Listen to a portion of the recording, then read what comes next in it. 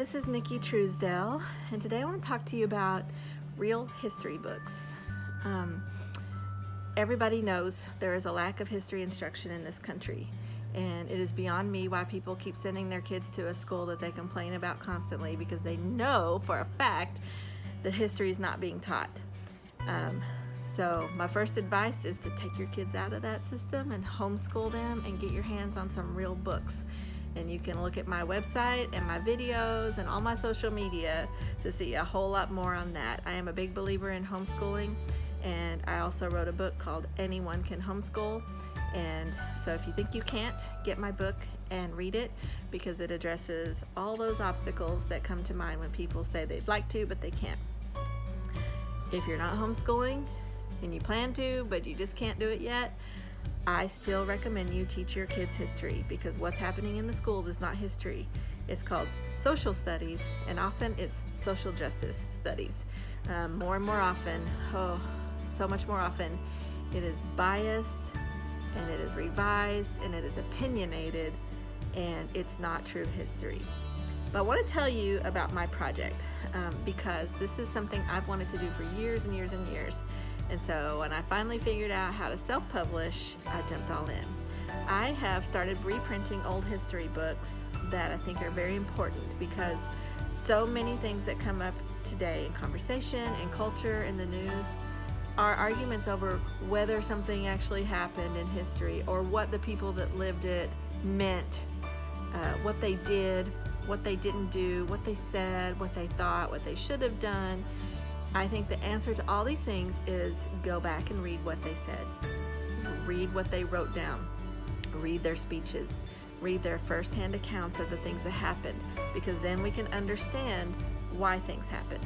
We can understand so much about American history just by reading the things that those people wrote, all the way back to Columbus and the other explorers, to the people that settled in the 1600s, the Pilgrims and other groups of settlers in the colonies, through the early 1700s and the American Revolution, 1800s, people who owned slaves, people who fought to abolish slavery, people who settled the West, and all throughout American history there is the history of the Indians and all the different tribes. All of these things have first-hand accounts written down.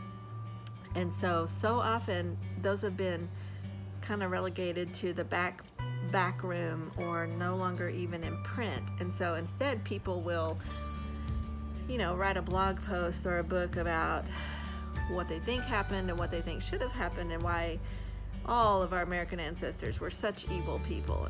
And let me tell you, they weren't. We have to study history in context. We have to understand the times that people lived in, and understand why they did what they did, or why they didn't do what we think they should have. And so it's not hidden knowledge, it's all out there.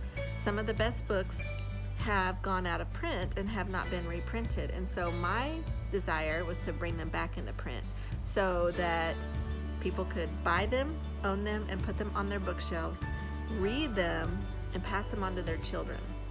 And so I'm working through quite a few titles, and I've already published 3, so I want to talk to you about them and then tell you what my plans are for the future.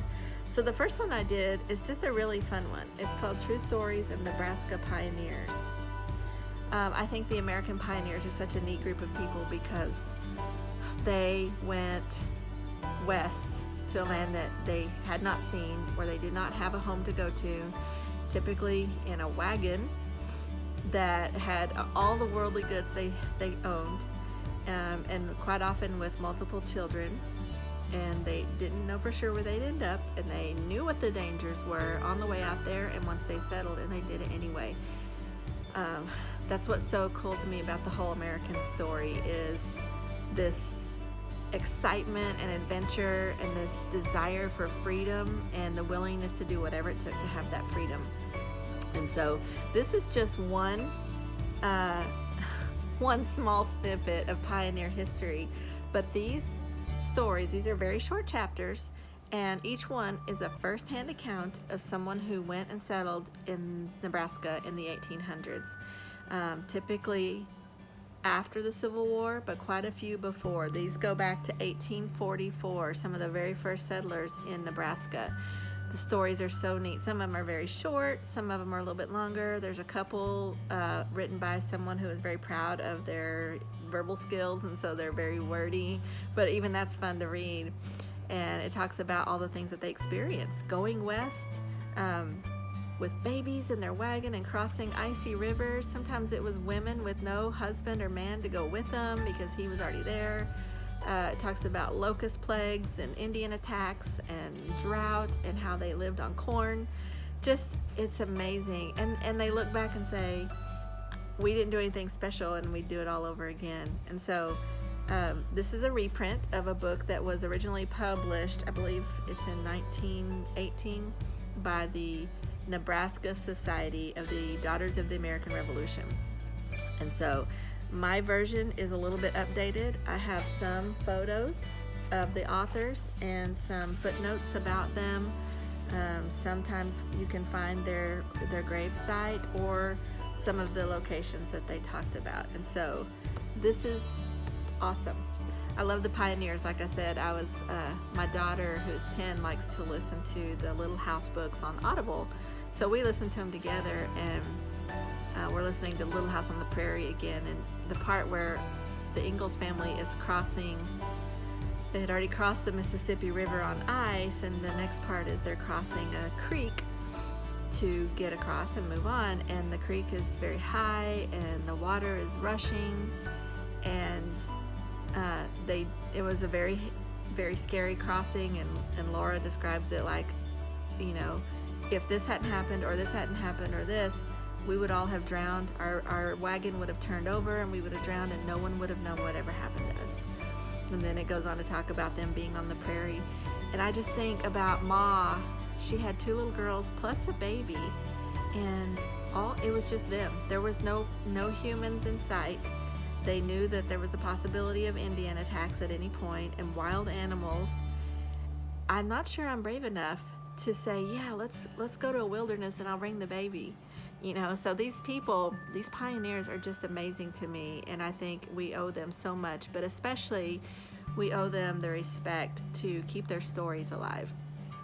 So I hope you will get this one, True Stories of Nebraska Pioneers.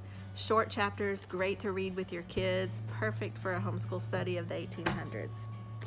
The next one I published is called the Iroquois Handbook, and this is a reprint of a book called History, Manners, and Customs of the Indian Nations Who Once Inhabited Pennsylvania and the Neighboring States. So the short version of that title is, this is a book all about the Iroquois tribes, or the 5 or 6 nations of the Delawares. There's a lot of different names for these tribes of Indians, and so it's complicated, but yes, it's the Delawares, the Iroquois, the Mohicans, and all of that's explained actually in chapter 1. So chapter 1 introduces you to the different makeup of these 5 or 6 nations, and then the rest of the chapters are basically like an encyclopedia of these Indians. And this book was written by a man named John Heckewelder, who was a missionary to to the Iroquois Indians for 30 years. He lived with them for 30 years. He loved these people, and his goal was to bring them to Christ. But he studied them, and he got to know them so well that he wrote everything he knew about them. And so I'm just so thankful for this book, because it gives you such an insight into these people that because they didn't write books, there's very little history passed down except through some of their tribes, but not complete. And so it gives you also a white man's perspective, but he also shares their perspective on the white man. So it's really, really cool. And so the chapters are just so interesting and well laid out. And so on just a little snippet of the table of contents, it talks about treaties, food and cookery, dress and ornamentation, songs and sacrifices, scalping, whoops and yells, marriage, medical remedies, like everything you would possibly want to know about these Indian tribes is in here. This is a big book. It's like over 400 pages, and so if you're studying in a homeschool setting or teaching about the Indians in the Pennsylvania area, New York, the Delawares, the Mohicans, I'm trying to remember all of the tribes that are mentioned. If you are a fan of Last of the Mohicans, and if you have any study going on about the French and Indian War, this is your book right here.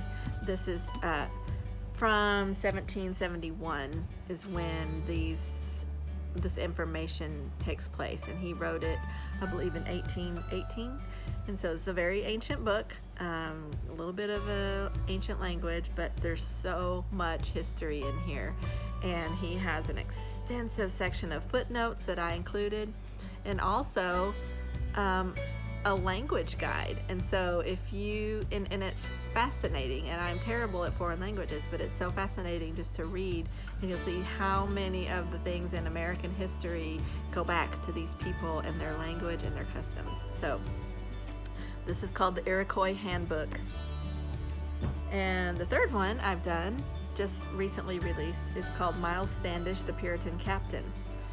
This one was written in the early 1800s, I think originally 1838 maybe, but it's about the Pilgrims of 1620 who came over on the Mayflower, and specifically about their captain Milestandish.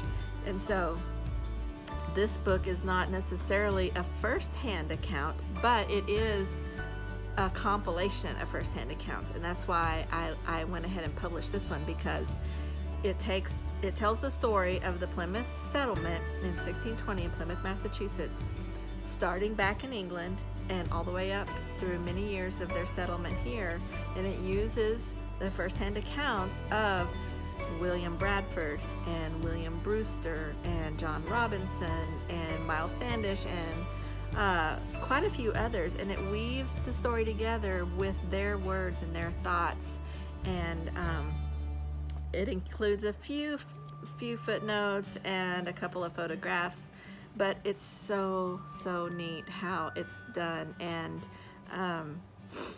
so if you're studying the Pilgrims, if you're studying the colonial period, or just what led the Pilgrims to leave England, which was religious persecution, this is your book.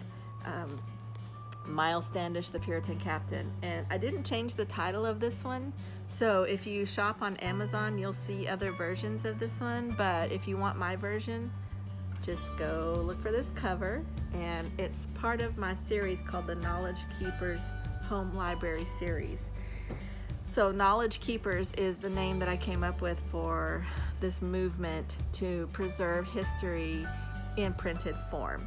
And so that's why I'm publishing books. I don't publish them in ebook form, because I think it's very, very important that we preserve these books in printed form, because as you're seeing, censorship is rampant, and if you're depending on your information to come from the internet, you're going to be sorely disappointed. It's already revised, it's already opinionated and biased, and it's only going to get worse over time. And so that's why I am so passionate about printing the original accounts of people that did things. And I want these on bookshelves in homes. I want everyone to have a small or a very large home library so that they can preserve these first-hand accounts and pass them on to their children, but also read them and know them, because that's how we're going to combat the horrible lack of history in this country, by having it and knowing it and passing it on and giving our children and grandchildren this legacy. And so I hope you will join me in this, because I feel so strongly about it. I'm trying to make these paperback, affordable, and pick out fun to read but very important titles. The next one coming is called Able and Mighty Men, and it's a biography of the men who signed the Declaration of Independence. It's over 550 pages, but it was originally printed, I think, in the 1830s. And it is so amazing, so amazing. When I read through it, I'm just so excited about every single chapter. It also includes the Declaration of Independence, one of the early rough drafts that Thomas Jefferson wrote, plus the final version. It includes also the biography of George Washington and Thomas Paine, and it includes the Constitution. And so I'm leaving it just as it was published originally, and I'm also adding a photo of each signer of the Declaration, along with their signature as it was on the Declaration of Independence.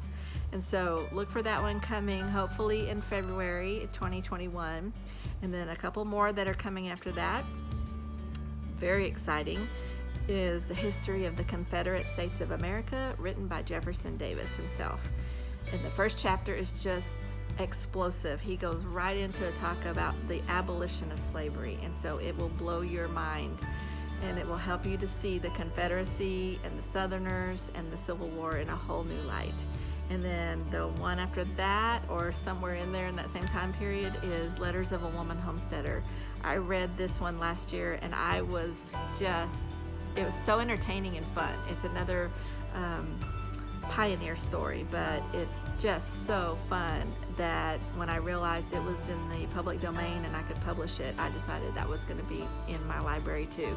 So you can get these on Amazon. If you just search my name on Amazon, these books will come up, Nikki Truesdale. And it's also on my website that is my history bookstore. It's called knowledgekeepersbookstore.com. And if you go there, you'll find all of these books too. And if you order from me, I will sign a copy if you want me to. But please join me in preserving our history. Please get these books in print. Don't depend on e-readers. Don't depend on historic websites or even the History Channel. Get them in print and show your children and grandchildren what our ancestors did and what they said and why they did what they did. Thanks for watching.